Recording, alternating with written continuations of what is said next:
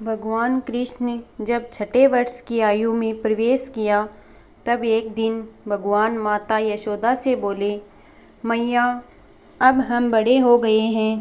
मैया यशोदा बोली, अच्छा लल्ला, अब तुम बड़े हो गए हो तो बताओ अब क्या करें। भगवान ने कहा, अब हम बछड़े चराने नहीं जाएंगे, अब हम गायें चराएंगे। मैया ने कहा ठीक है, बाबा से पूछ लेना। मैया के इतने कहते ही झट से भगवान नंद बाबा से पूछने पहुंच गए। बाबा ने कहा, लाला अभी तुम बहुत छोटे हो, अभी तुम बछड़े ही चराओ। भगवान ने कहा, बाबा अब मैं बछड़े नहीं गाय ही चराऊंगा। जब भगवान नहीं माने तब बाबा बोले, ठीक है लाल, तुम पंडित जी को बुला लाओ, वह गोचारण का मुहूर्त देखकर बता देंगे। बाबा की बात सुनकर भगवान झट से पंडित जी के पास पहुँचे और बोले, पंडित जी आपको बाबा ने बुलाया है, गोचारण का मुहूर्त देखना है। आप आज ही का मुहूर्त बता देना, मैं आपको बहुत सारा माखन दूंगा। पंडित जी ने नंद बाबा के पास पहुँचे और बार बार पंचांग देखकर गणना करने लगे। तब नंद बाबा ने पूछा, पंडित जी क्या बात है, आप बार बार क्या गिन रहे हैं।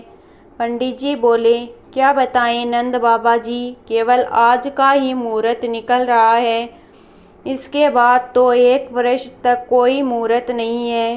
पंडित जी की बात सुनकर नंद बाबा ने भगवान को गोचारण की स्वीकृति दे दी। भगवान जो समय कोई कार्य करे वही शुभ मुहूर्त बन जाता है। उसी दिन भगवान ने गोचारण आरंभ किया और वह शुभ तिथि थी कार्तिक मास में शुक्ल पक्ष अष्टमी। भगवान के गोचारण आरंभ करने के कारण यह तिथि गोपाष्टमी कहलाई। माता यशोदा ने अपने लल्ला के श्रृंगार किया और जैसे ही पैरों में जूतियाँ पहनाने लगी तो लल्ला ने मना कर दिया और बोले, मैया यदि मेरी गौएं जूतियाँ नहीं पहनेंगी तो मैं कैसे पहन सकता हूँ। यदि पहना सकती हो तो उन सभी को भी जूतियाँ पहना दो। और भगवान अब तक वृंदावन में रहे, भगवान कभी पैरों में जूतियाँ नहीं पहनी। आगे आगे गाय और उनके पीछे बांसुरी बजाते भगवान, उनके पीछे बलराम और श्री कृष्ण के यश का गान करते हुए ग्वाल गोपाल इस प्रकार से विहार करते हुए भगवान ने उस वन में प्रवेश किया। तब से भगवान की गोचारण लीला का आरंभ हुआ।